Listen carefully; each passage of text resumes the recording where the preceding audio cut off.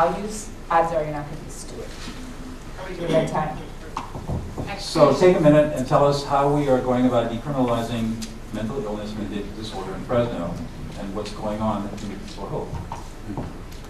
Well, we convinced Doug to lead a mental health initiative that Lynn Ashbeck, who's the mayor of Clovis, and Judge Chittick convened, and Dwayne, who's in the audience, is one of the members of this group. This very large circle of people from very different interests that we're meeting for almost 2 years talking about these issues. Law enforcement, everybody's at the table going, we're on our knees. The ERs are overwhelmed, the jail's overwhelmed, what are we going to do?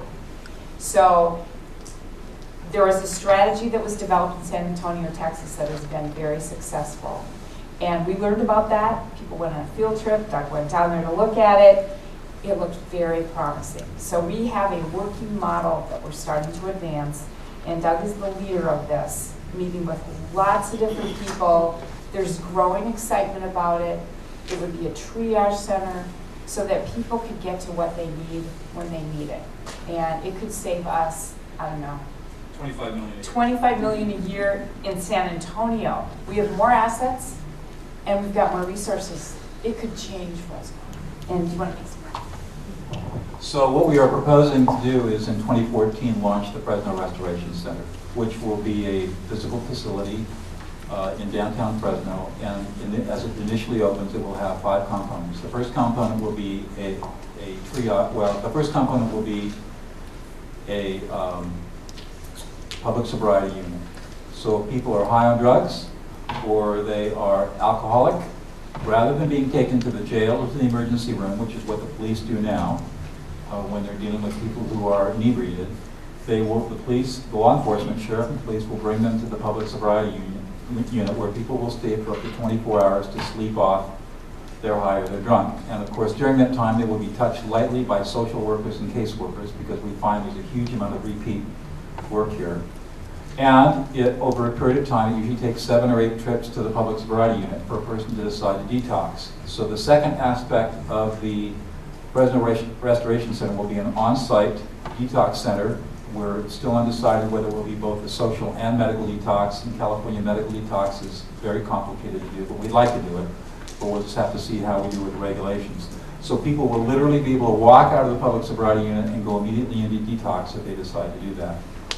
On the mental illness side, at the present time, the county has a contract with Exodus out of San Diego to provide crisis intervention, which means that to get around the Lanham and Petro Short Act, 5150, people can be come into Exodus for 23 hours and 59 minutes before they either have to be committed or be released or go out to some other facility. Exodus has been providing this service now for a little bit over a year, 2 years, and we're going to incorporate that mental health crisis intervention unit into the Fresno Restoration Center. So that you can come in through the door through addictive disorder, you can come in through the door because you're having a mental health crisis and you need observation and discharge into another facility. We're also going to have an injured prisoners unit, so that when people are injured during arrest, which happens frequently, again, they are either taken to the jail or they're taken to typically CRMC for medical clearance. That costs the hospital about $2,000 a visit and costs the county about $1,500 every time that happens. And that happens multiple times on a weekend evening. Now they will come to the Fresno Restoration Center, and not only will people who have been detained and arrested medically cleared to either go to jail if that's the choice, but they're going to be screened for mental illness and they're going to be screened for addictive disorder. And if necessary, they're going to be discharged by law enforcement, depending on the circumstances, into the Fresno Restoration Center, where they can then get caseworkers assigned to them and start working with them on dealing with mental illness. So what we're going to be doing is diverting people out of jail, out of the emergency rooms, into the Fresno Restoration Center. We'll also probably have a transitional residential housing where we'll be able to hold people who are both mentally ill and co-occurring, which means they're both mentally ill and have addictive disorder, or have addictive disorder without severe mental illness, although I argue that addictive disorder is mental illness, until such time as we can find the proper places in the community to place them. And the center will have a master caseworker system so that once people enter into our system, they will be identified, they'll have ID cards, and we'll be able to track them wherever they go throughout the city for services. We will also have a one-stop shop where every CBO and government agency that has anything to do with mental illness services or addictive disorder services will all have an office in one co-located place where people can walk just down the hallway to get the services they need, rather than having to navigate the public transportation system across the city to go from the Department of Behavioral Health way out on Kings Canyon over to Poverello House, way up north to West Care, or way out to Martin Luther King to West Care's facility out there, or MHS, or all the other services. Everybody's going to be co-located in one place and have services there. With the idea being that we're going to decriminalize mental health, we're going to decriminalize addictive disorder. Law enforcement will be bringing these people into this center for processing and appropriate treatment, as opposed to putting them in the jail or putting them in prison. We think that based on the San Antonio model, the system savings should be in excess of $25 million a year. And here's where it gets really interesting, and then I'll shut up and we can take questions. The thing that we're really going to start wrestling with is, supposing that we are able to save $25 million, or let's suppose that we can save jail costs $25 million a year, the hospital $25 million a year. How are we going to be able to shift those costs, those savings, over to community-based care, as I said before? Because if the Board of Supervisors tells the sheriff, hey, this Fresno Restoration Center has just saved you $25 million, you don't need that money anymore, what do you think the sheriff's going to say? Scream bloody murder. And so we are going to be in a process of educating the community that we're no longer going to permit silos. That every single elected leader is going to have to adopt the community values, is going to have to step into the force sphere and do what's best for the community. And in that regard, we're putting a scorecard up, a community scorecard that goes up next month, that will have measurable outcomes on all of these indicators. And we will be asking every single elected official and every person who is running against an incumbent, how are you going to move the needle on these issues? We're going to ask every citizen in the county to hold every elected official accountable to making the needle move. And if they don't want to move it, they don't get elected. If they do want to move it, then we're going to hold their feet to the fire and make sure that they do the community work, not the special interest work. We don't know whether this will work or not. It's a grand experiment, but we have a lot of optimism. We have a lot of people behind this project, and a lot of enthusiasm, a lot of energy, and amazingly enough, a lot of political support. So stay tuned. So, we got like 5 minutes for some questions. We can take some questions. Before you do, people must have something to say. Where can people find more information about this project? Fresno Restoration Center. Do we have anything up on it? If you go to the Fresno Business Council website, there'll be some information that you can, or you can send me an email off of that, and we can send you more information. It's www.fresnobc.org. This has been a pretty low-profile project for a number of years now, and we recognize that we need to get more information up, and we will do that shortly. Question? How can students get involved in this effort? Pardon me? How can students get involved? Contact her. We'd love to have you involved. And then consumers and family members, have they had any input into this? Absolutely. They are so grateful. Yes. We are in close contact with the Mental Health Board and Carolyn Evans and her group, and she's actually one of the people who comes in to our meetings. So they are very supportive and very, very excited about what we're doing. Let's take you first. Yep. Oh, do you think the government's focus on gun control needs to be redirected to mental illness? Absolutely. You know, guns don't kill people, people kill people. What about cases that are of mental health that are not critical, like somebody perhaps with suicide? Yes, or, we need to help them too. This Fresno Restoration Center, it cuts across both criminal behavior and non-criminal behavior. Anybody who has a mental illness problem can get help here. like people that have a mental problem, they have it like basically consent because they should go to hospitals. Correct.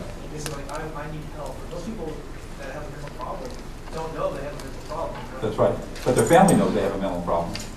So one of the things that has to happen is we do have to adjust the Lanham and Beecher Short Act, and in fact, there's a movement occurring to do that, to change the standards so that people can be committed at a different standard than the standard that exists now. So it's going to take a change in legislature. There's actually movement afoot to do that at the state level.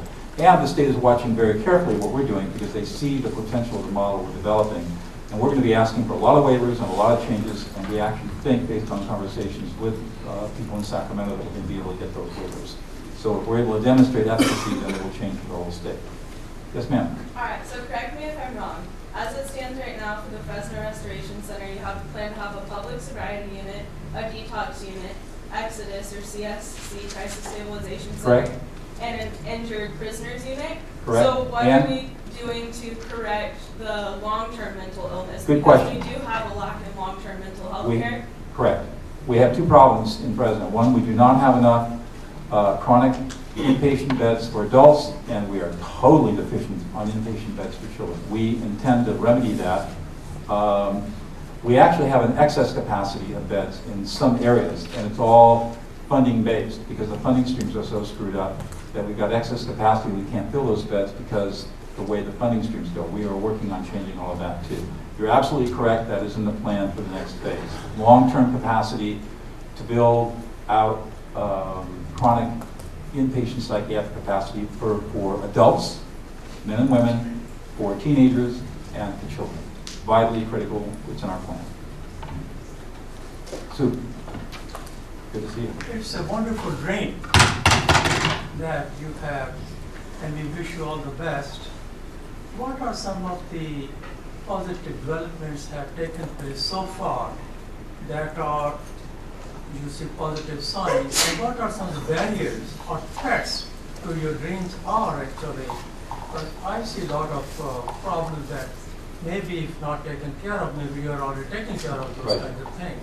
What the most positive thing that has occurred is that we have a huge, large community stakeholder group that is involved in this and has been meeting regularly every 2 months for the last 3 years. Also, we're able to raise $250,000 in the community to fund the development of this. Non-governmental money, people, community hospitals stepped up and gave us $100,000 to study this. I mean, that's a huge endorsement of a completely untested program.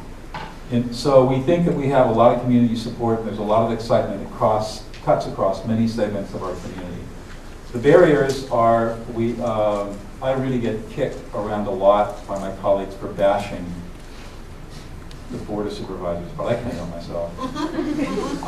I'm really politically incorrect. I really should be doing public speaking. I mean, I do a lot of public speaking, but I am not a politically correct person. I will just tell you that the barriers we face are our elected officials. We have designed this project so we don't need their permission. We invite them in, we welcome their participation. But frankly, it's my personal opinion that the makeup of the Board of Supervisors and the City Council at this time goes back to those moral assumptions that we're talking about. These are people who have moral philosophies that are based on 19th century realities, and they are ill-equipped intellectually and morally to deal with the complexities of 21st century problems. We are designing this project intentionally with that in mind, recognizing that's a huge barrier. The second barrier is funding. Despite the fact that some Republicans don't like affordable health care, as a matter of policy, it's going to open up huge opportunities because it for the first time covers mental illness, and for the first time people who would not be eligible for mental illness treatment and addictive disorder treatment are going to be covered under affordable health care. So the people at the lower end of our economic spectrum who are the most disadvantaged will, for the first time in the history of this country, start getting help for that. There will be funding for that, and we will be able to deal with the revenue streams. But the other barriers are that the complexity of mental health funding in this state is almost as Byzantine as the funding for education, and we're going to have to unstrand all of that and figure it all out. And we're working on that right now. So.